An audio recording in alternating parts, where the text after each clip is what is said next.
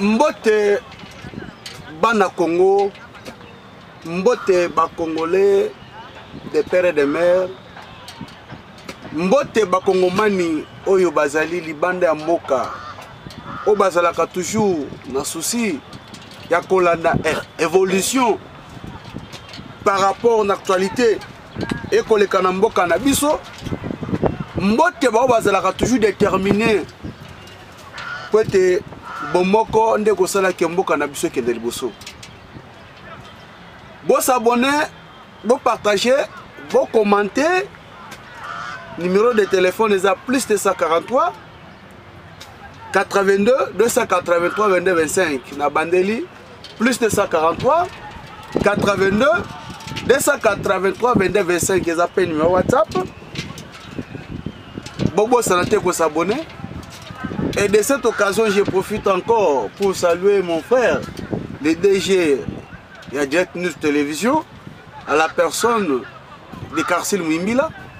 On a dit que souci de collaboration, tout ça, on a dit tout info, suivi, et ça toujours pour vous informer.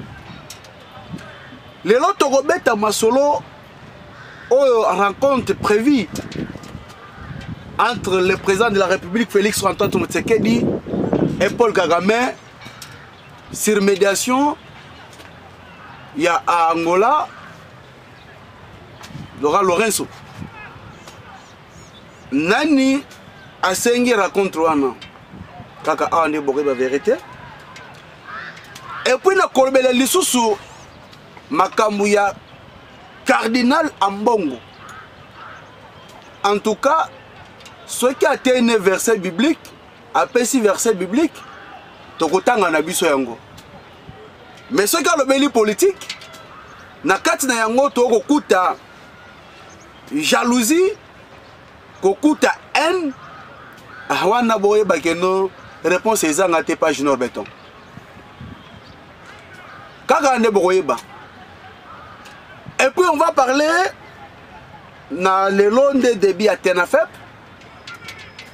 Mais on a une école privée où on va profiter de décision qui est gratuit. Mais on a une école Oyo et Kosenga Mbongo. Et puis pour chiter, tu remettes le solo, il y a élection en 2023. Batro va poser une élection en 2023. Le roi Balobakeno télévision, ils allaient ngonga, vous commenter, vous s'abonner, vous partager, ils ont vraiment très kitoko. Na kosi maintenant le solo ya Tenafep. Et je crois que la fois passée na ba mission to émission na salaki, na senaki na gouvernement na biso que alande le kambo ya Tenasos parce que ba na biso ya 6e dès que va présenter à Tenafep na bango. Willy Bakonga na vision azalaki nango connaissant très bien que azana ba école privée yaye abana toujours ko favoriser yango na ba preuve mususu pete mbongo esenga maka loko abi que non gratuité et à côté il y a établissement public to ya les ba école à l'état mais privé ko senga mbongo na kata privé senga mbongo ya ende so profiter et puis montawana ndenge kopesa mela ndenge osanga mela ça même ils ont la fixé par l'état pour des raisons tout en disant que non ils ont privé les lois ils ont un élément mususu bakisami après bana biso ko sala Tenafep ba l'équipe 7e 8e pour ba comme siko na place ba choisir option na bango il faut ba passer na Tenasos wana au moment où je parle parce que moi je donne le vrai c'est faux. Ben école privée façon ba ko senga ba parents mbongo c'est inacceptable. Oko kuta bazo senga na mwana moko 100 000 francs. École musu 150 000 francs. Il y a qui pour ko participer na Tenasos. Yango toye ko dénoncer, yango toye ko yebisa gouvernement. Sa malokonde. Toye ko yebisa mokonzi ya ville Kinshasa, Jatini Ngobila. malgré qu'il y a qui poste na biso toga nga Fachi ben il a remplacé biso na presque biso to sala yango ya koma ko sala amo sala yango donc vice versa que suivi ezala et que maloba ezala par rapport na ba preuve wana ce qui que non l'état ko fixer montant pour tes droits de participation et non tozali comme on a comme exagéré na l'école privée oza ko profiter rien que na ba propriétaire na bango na yango pardon pour banda ko senga ba parents mbongo na ndinga ko sakana te point désordre donc les loba école privée comme ko profiter na ba ka mususu pour na ko silisa ba école na bango ko tonga ba salle de classe mususu tout ça ko somba ba espace et commander na mukonga ba parents non nous tous on est des Congolais elingi ko lobate que engagement na yo elingi ko lobate que non tango te école ko za privé yo banande ko iba l'état ke yango to kosenga na bakonzi biso to pesi une information binande batmoza na décision pour na kozwa pour na ko sanctionner na ba école oyo ezali ko se comporter d'une manière régulière vis-à-vis na ba responsabilité to ba charge na bango pour mo kumba na bango tout ba ko mo ko tshela ba parents biso to zana ka pona ko dénoncer to kena likambo ta l'élection na yoki bapel babengi oui bo benga na bino o ba mesana déjà ko finga baza ko refléter toujours éducation de base au bazwa biso to zo éducation de base ko finga te le courage que nous o biso to zo ya quoi copier ces informations mais vous êtes là pour injurier mais putain tant aux filles ça n'a pas bimayo moroté na fingité na lobinde nana posé la question dans lobby que est-ce que beaucoup de personnes maîtrisent bien la constitution de notre pays et de deux qui peut me dire aujourd'hui que non en Afrique, il y a déjà un président, ça a déjà mandat moko. Qu'est-ce dit la constitution? Mandat moko zamboka ezali malamoko et pour renouvelable. C'est ça ce qui dit la constitution. Et s'il n'y a pas les élections, le président de la République reste en fonction jusqu'à l'installation d'un nouveau président élu. Allez lire la constitution. Article 70 alinéa 2. C'est par là que vous allez comprendre. Seule personne, le président Félix, c'était légaliste. Il respecte bien les lois de la République. C'est pourquoi à côté de la constitution, et ça qui toujours, l'article belé, et ça qui au profit, il y a un régime passé, à la personne qui était à la tête de ces pays, mais où il y a un peuple congolais qui bafoué, négligé, piétiné, mais le président de la République, Félix Antoine Tshisekedi, dit il y a personne valeur quelques articles où il y a copié sa priorité dans le peuple congolais pour se retrouver dans le droit. Ma gratuité, commettre sécurité, étant que commandant suprême, article 69, c'est lui le garant qui veut bon fonctionnement des institutions qui engagent le pays. Oyo surtout ezali koya akezo lingesi ma peuple naye mokonzamboka Félix Antoine Tshisekedi azawana pour na ko protéger rien que peuple naye. Et moi je me demande comment lelo mboka na biso attaqué par les terroristes. Fachi Beto merci. Pourquoi? Parce que à l'époque régime 18 ans ceux qui vont banda ko bande ko na biso na est. On disait toujours que le présumé ADF. On ne précisait pas de le présumé. C'est-à-dire entre parenthèses. Moi, qu'on détecter, qu'on maîtriser, puis qu'on comprenne ce qui est notre population à l'est, ils ont quitté. Maintenant, on est flou. Mais avec le président Félix, tout le monde sait qu'il dit Fachi Béton. Tu vois que bandeko bazali ko bomana est et ça groupe terroriste avec leur autorité morale pour Kagame. Est-ce qu'à l'époque pendant 18 ans ba déclaration ya ndengwa netkala kozwama ba engagement et détermination politique sur tous les plans et ça la kozwama non pas question c'est parce que lelo Congo ezana mwana mboka wazali ko kambango c'est Félix Antoine Tshilombo Tshisekedi atukande Congo ngonga yango yo soki oza sénégalais ça dit mana azozela yo soza camerounais Samuel Eto'o azozela yo soki oza égyptien Salah azozela yo soki oza zambien bawana kuna pe bazozela yo oza italien Pirlo azozela yo mais en République démocratique du Congo avec Bakakol le président Félix en 2023 a causé toujours réélu comme le président de la République démocratique du Congo.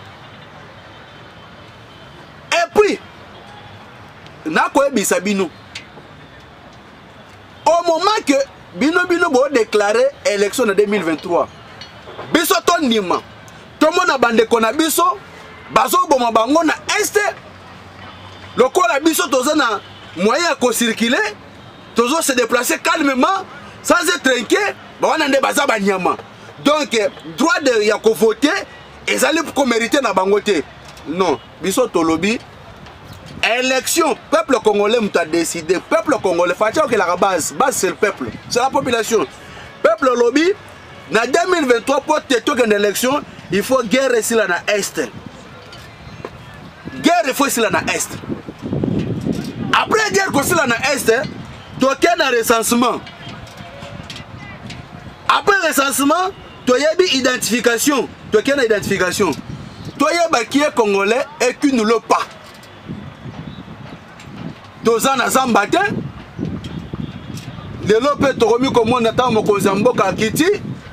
Tout le monde peut battre tout le monde gentini ngobila telemi. Tout le monde je ne l'emballe ba telemi.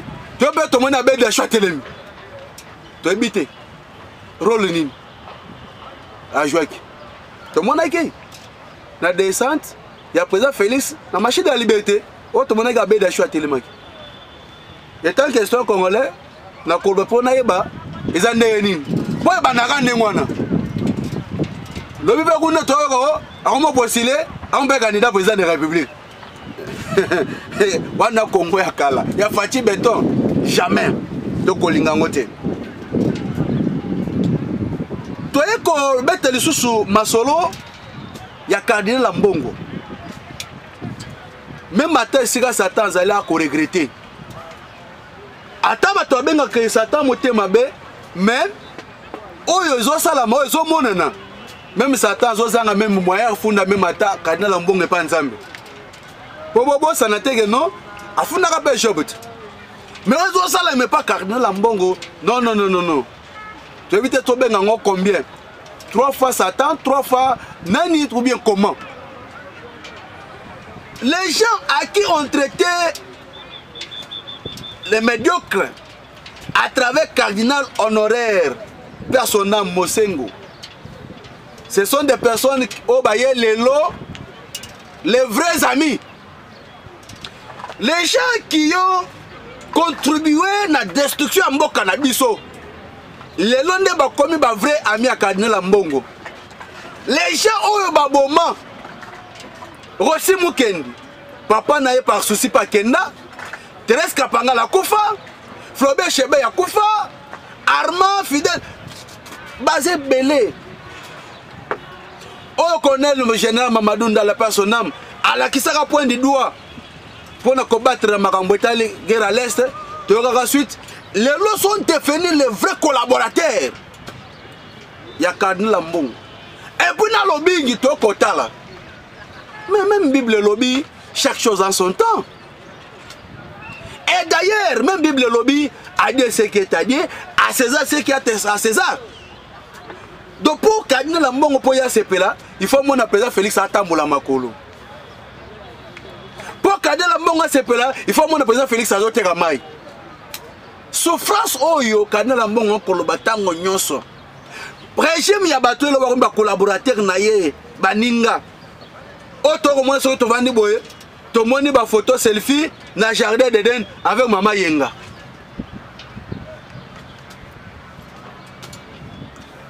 à 18 ans. Mais ceux qui ont dit que le peuple va souffrir, mais quand nous l'ambongo, ceux qui disent pas ça quitte, à ceux qui sont montés point. Ceux qui ont dit que le peuple va souffrir, pourquoi pas qu'on soit 10 points de côté Kayango pour être à Kabola Nababola? Mais à l'époque, tu as comme on a une église catholique, qu'on peut s'abandonner, qu'on assiste à tout, dans la souffrance. Mais contrairement les lots avec Kadela Mbongo, Oyo surtout mon konzambo quand ça et pas kana mbongo zaka mabé. Les lots, je vais vous dévoiler le secret. Quand il y a un bisarabino, il faut qu'on évite à muta linga mbongo. Pour éviter à makas. Quand il y a Kadela Mbongo, il y a gratuité de l'enseignement de base. Parce qu'il y a une gratuité, l'école fictif et belé ezaki catholique. Na kata gratuité, enseignant fictif ezaki belé ezaki catholique. Na gratuité de l'enseignement ezaki na mbongo oyo ezalaki approprié na direction ya mutalinga mbongo. Mais le kola mokozambo kaye à travers excellence Tony Mwaba les garder de la gratuité a démantelé le réseau wana lelo ekoma kanda ya nyonso to mokozambo ko sale pas kadina ils a toujours mabé. Donc pour naye esengala ki to continuer toujours cause la na ba professeur fictif, ba enseignant fictif, ba école catholique fictif, mbongo kendaka na poche d'un individu au lieu que se revient na caisse à l'état. Na obenga onini echi muhongwani mbulojani nchandani muntu muvule bilam. Alors même à ta place monsieur Mazala qu'on regrettait. Et puis na vie batu mususu bakomaka na batitre moko par accident. Nana lobaka boye. Ata lelo bazui Cardinal Mbongo Batieye, président de la Cour constitutionnelle. En 2023, président Félix Arozala toujours programmé comme président en République démocratique du Congo. Ata bazui Cardinal Mbongo Batieye, président de CNI. Le président Félix Arozala toujours réélu comme chef de l'État. Pambaté na lobake, non, ce qu'on est en train de traverser, c'est la transition sans M. Kabila, sénateur à vie. Mandat fatiguant de bandité. Ce n'est qu'après les élections qui vont avoir lieu après 2023, Nde Mokonzambo Kakobanda mandat et une mission. Pour naïbi Sarabatu, mettre fois que Fatia Zarana mandat Tazarane na mission pour Namboka. Mamba on le baisse belé. Na rebi Sabino.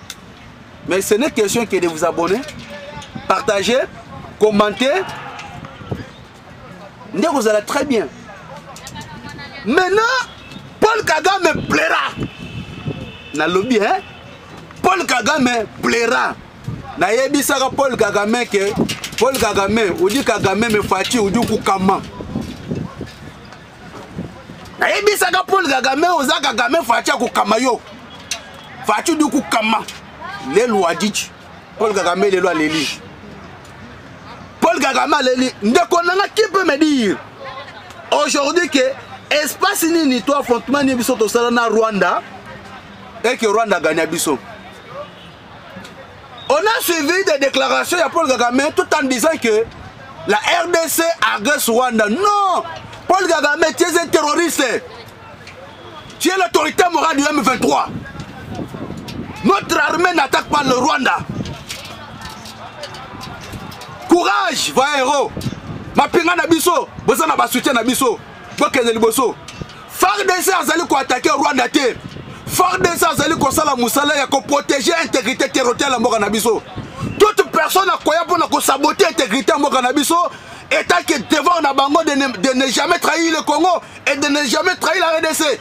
Bango bazali là bien placé pona ko protéger intégrité. Tout groupe terroriste pour menacer Kimia. On connaît qui est saboté. Intégrité, pas même un centimètre à mort en abisso, FARDC a kosala musala na ye. Tu sais très bien que na Rwanda il y a aussi des Congolais. Tu sais bien que na Congo, même la capitale na biso, na Kinshasa, il y a aussi des Rwandais. Entre biso na bango, étant que le Bantou, il n'y a pas de problème. Mais quand il s'agit de la force militaire, si le plan militaire, FARDC na biso, azawana pona ko défendre l'intégrité. Et ramoni que non, comme que des gens na souka. Ndai ko senga dialogue, Paul Kagame ko senga dialogue. Alobi que esengeli to trouver solution. Abandai ko kanisa. Et c'est pourquoi de cette occasion, na koyebisa Pierrot Louara que Fatih Beton n'est pas égal à Joseph Kabila. Parce que ma déclaration a boyé, à l'époque, il y a que Kagame a senga dialogue. Mais il est là avec mon Kozambo, le commandant suprême, chef de l'armée nationale et la police, Fatih Beton. Enfin, Kagame plaira parce que Fatih Beton waka kami. Yango na koy bisa peuple congolais. Besonyo surtout tozala déterminé, motivé. Tozala sima ya mapinga na biso. Pour être que on a qu'un seul pays. Comme moi Rwanda wana boutique. Ok, ce qui biso tolobi que non par rapport à ma déclaration avec Paul Kagame, so bika armée na biso 30 secondes de zebelé. Donc comme ça 27e commune. Ya Kinshasa. Alors, télévision des Alingonga. Il y a Kolbese Belé. Mais Paul Kagame, dans nos l'élites. Et de cette occasion, je profite pour lancer le message à la communauté internationale. Et tant que Congolais, j'adresse ce message à Joe Biden, Emmanuel Macron. Nous les Africains, nous subissons toujours. Nous parlons de l'indépendance, nous parlons de la souveraineté. Mais ce qui se passe, c'est le contraire. On a tous suivi ce qui s'est en train de se passer entre la Russie et l'Ukraine. Toute la communauté internationale a eu quand même à prendre des mesures, des sanctions vis-à-vis de la Russie. Contrairement avec la République démocratique du Congo et l'autorité morale du M23 à la personne de M. Paul Kagame. Sur ce, nous demandons des sanctions graves. Nous demandons des sanctions. Des réunions que vous faites pour sauvegarder l'Ukraine, c'est ce que nous voulons aussi pour la République démocratique du Congo vis-à-vis du Rwanda.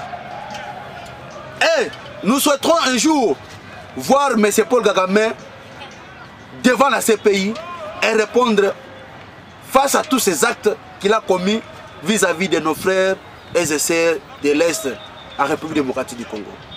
Merci beaucoup. Que Dieu vous bénisse.